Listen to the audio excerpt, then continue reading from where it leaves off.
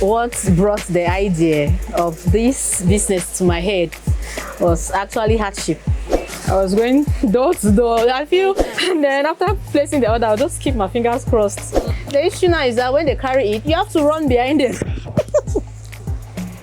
Of that time, and whew, Oh my God. nothing came out.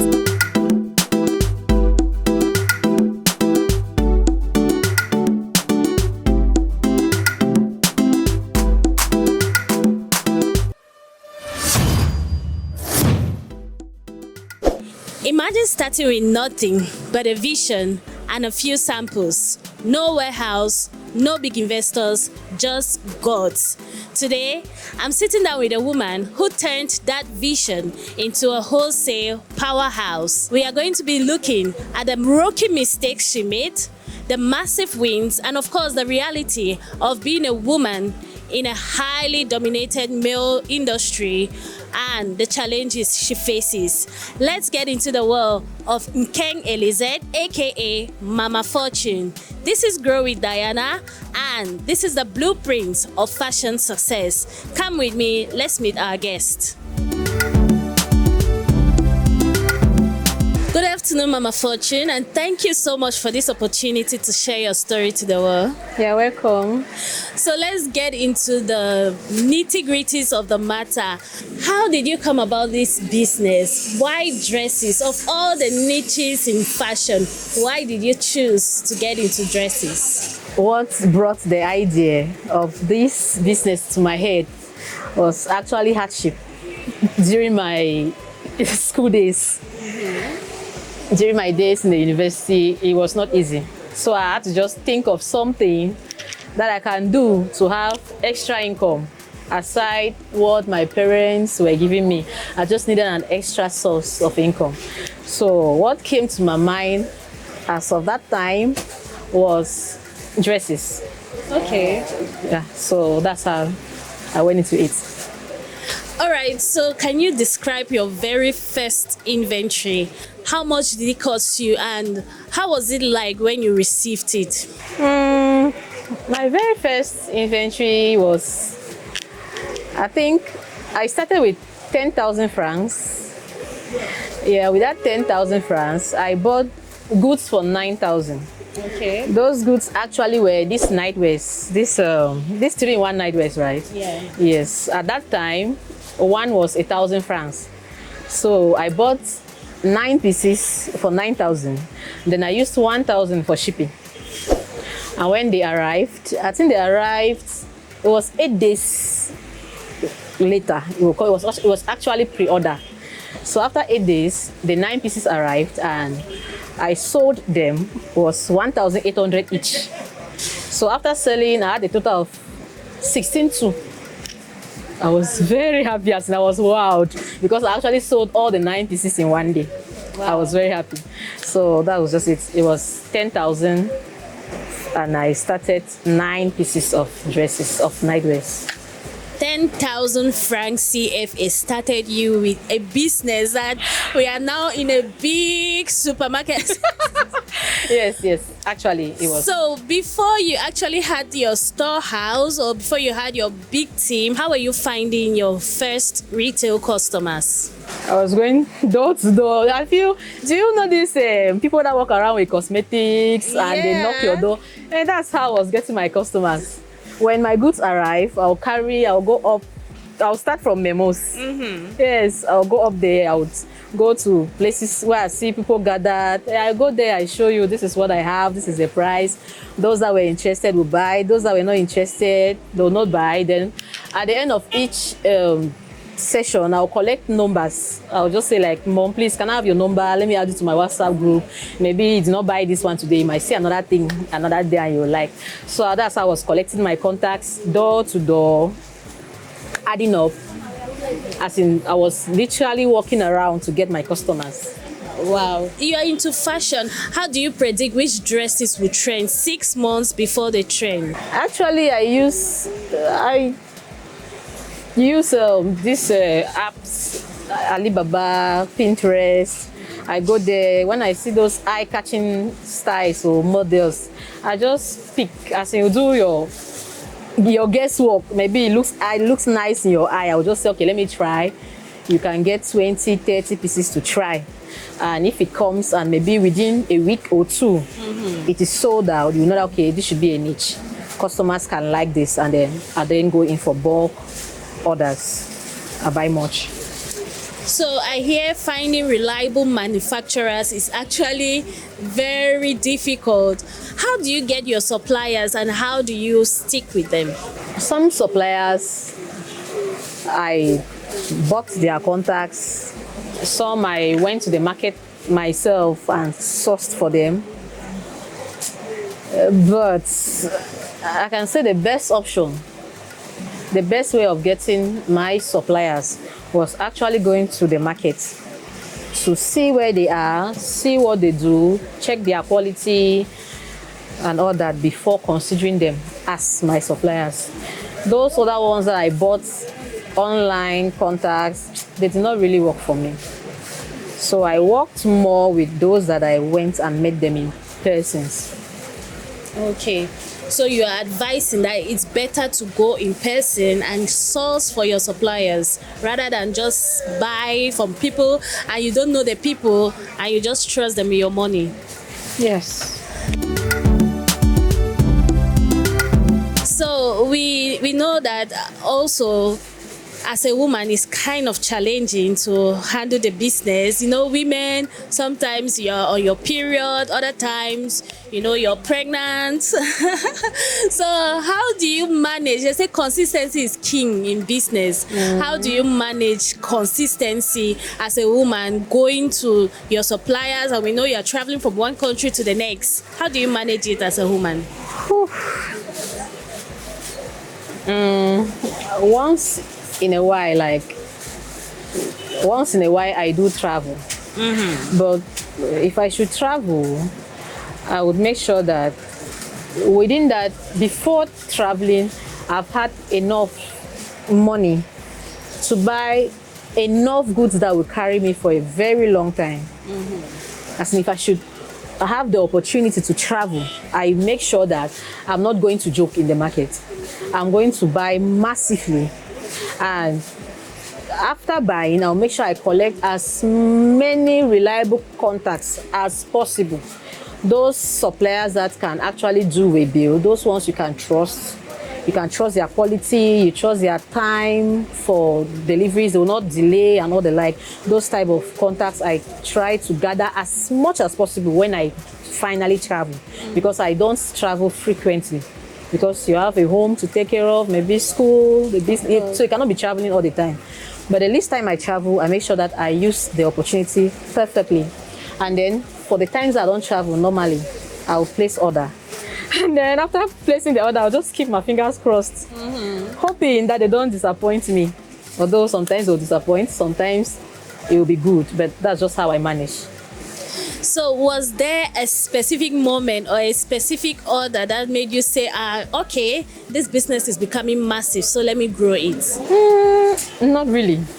Not really. There was never that type of order that motivated me. Like, no. I just kept buying based on the profits I was making. I'll just feel like, okay, I've made this amount from this dress. Instead of spending it on another thing that is not business related, let me just bring it back into the business.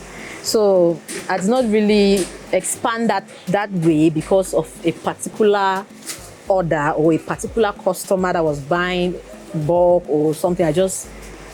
Many wholesalers struggle with cash inflow, like ordering big before time. So as you started, how were you able to manage your finances to ensure that you grow big in your early stages? All right. I did not start buying bulk in one day. Okay. Like I said, it was bit by bit. You buy the first time that little amount, 10,000. After sales, you had a certain 16,000. You now bought for 16,000.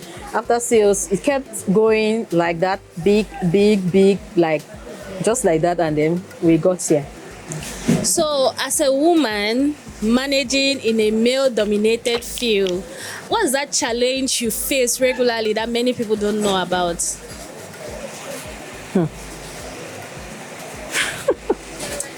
the stress. It's really stressful. You get, as in, apart from maybe the calculations you have to do and all the like, you need the manpower.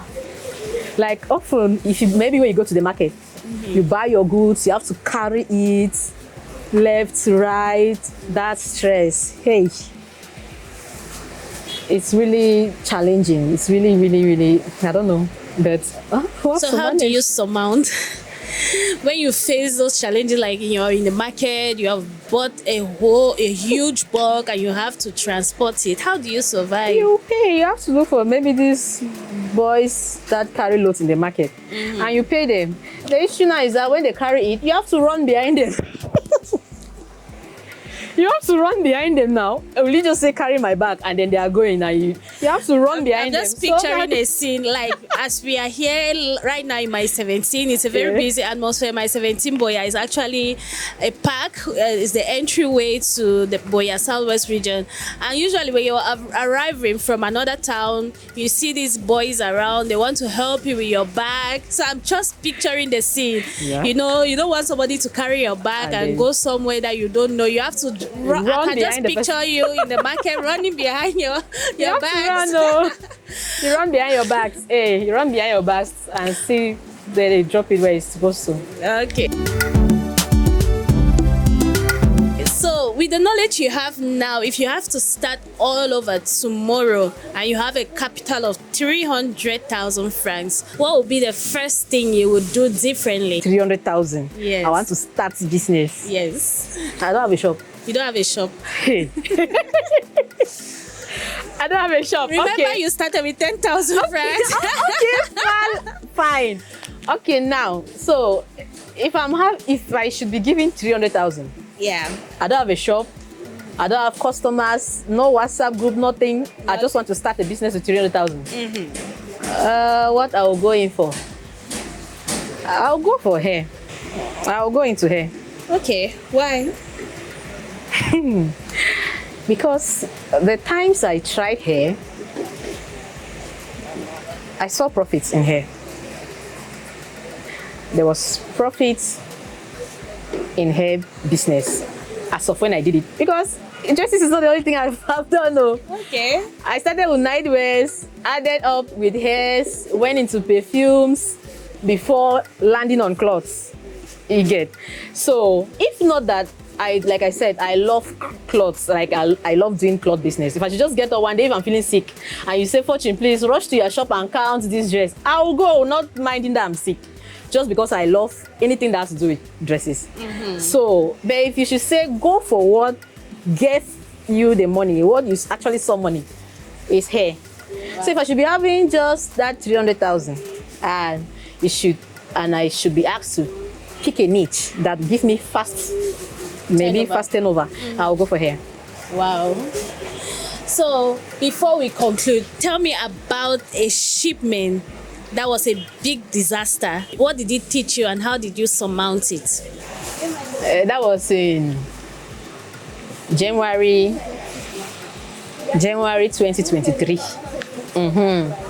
Yes, January 2023. Because I started this thing in November 2022, I think, yes, 2022. So after gathering my small monies, remember I said I started with 10K. Gathered my small monies from November, December, and then crossed into January the other year. Now my supplier at that time, because I was doing drop shipping and I was not buying directly from suppliers. So the person I was buying from here in Boya, she told me that it's good we restock Valentine dresses. It's good. The best time to buy Valentine stuff is in January, so that they will arrive on time and then you sell in February. So that's how that January I got that money. As in all my money, all the profits I ever made in my business. I even took customers already started trusting me. Those customers that were doing pre-order with me, right? They already trusted me. So most of them brought in their own money, added to my own money, hundreds of thousands. And I gave that my flock of that time. And whew, oh my God. Nothing came out. Oh my God. Nothing came out. As in nothing. When I say nothing, Nothing came. All the money lost. All the money lost. I kept getting stories like, wait, the supplier said, the person said, wait. We kept hearing wait. And nothing came out. So in February, instead of doing Valentine's sales, I was dodging from one customer to another. A customer who will be asking for refund, another one will be asking for replacement, and you don't have anything. As in, I zeroed out. I had nothing. That time, as in, like, I was scammed. Nothing came. The experience was horrible, Shadek. How did you get back on your feet? How I got back. Okay. That time, when it happened like that, throughout that January, I was down. Now, in February, when the pressure from customers kept rising, you know, as time goes, the pressure will just be, Ma, you told me this 2 weeks, you told me 1 month. What happened? So as their pressure was rising, I had to look for other options. That's when I started going to Douala. Okay. Started buying from Douala, reselling. I'll go to the market today. I can go to the market by 3 and back. Then I go about with my deliveries. That's how with time I was able to raise some profits. Those that were patient enough to wait, I refunded them. Those that choose different items and all the like. I think by March, I was done with debts. Wow.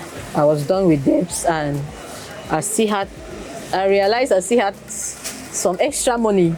As in, I was actually making some small profits without knowing. I thought I was just paying debts. But after I was done paying my debts, I still had some extra money, which I then used as capital to get back on your feet. Get back on my feet. Yeah.